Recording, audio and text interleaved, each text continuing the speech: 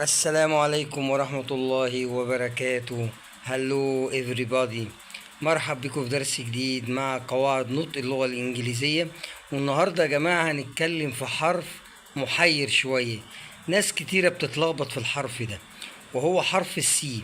أحيانا ينطق سين وأحيانا ينطق كاف. طيب امتى حرف السي ده انطقه زي السين أو الإس؟ لما بيجي وراه الإي والآي والواي. يبقى امتى السي انطقه حرف السين او انطقه زي الاس؟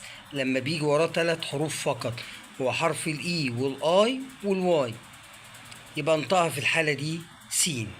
نركز كده مع بعض ونبص على الكلمات اللي قدامنا. كلمة سنتر، كلمة سنتر، شايفين السي جاي وراه حرف الاي، ما قلتش كنتر، قلت سنتر. الكلمة اللي بعديها جاي السي وراه حرف الاي، تبقى الكلمة ايه؟ سينما. تبقى الكلمة ايه؟ سينما. اللي بعديها جاي وراه حرف الواي، تبقى سايكل، سايكل. تمام.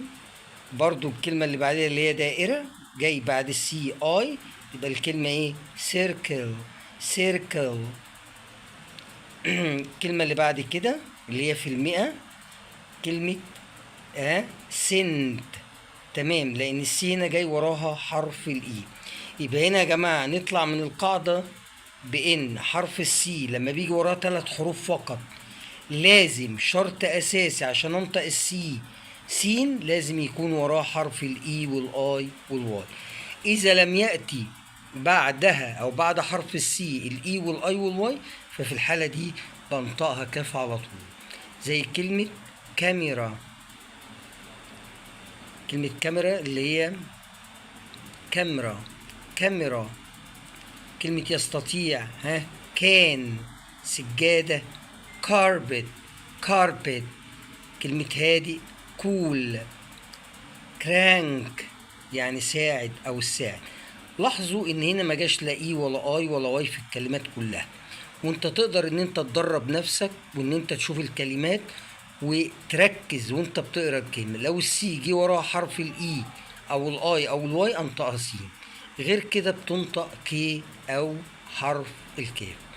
يا رب تكونوا استفدتوا وعرفتوا قصة حرف السي، امتى بتنطق سين وامتى بتنطق كاف. واشوفكم ان شاء الله الحلقة الجاية في درس جديد وقواعد نطق جديدة في اللغة الإنجليزية. يا ريت يا جماعة لو استفدتوا من الفيديو يا ريت تعملوا سبسكرايب ولايك، تشتركوا في القناة عشان يجيلكم كل جديد في تعليم اللغة الإنجليزية. والسلام عليكم ورحمة الله وبركاته.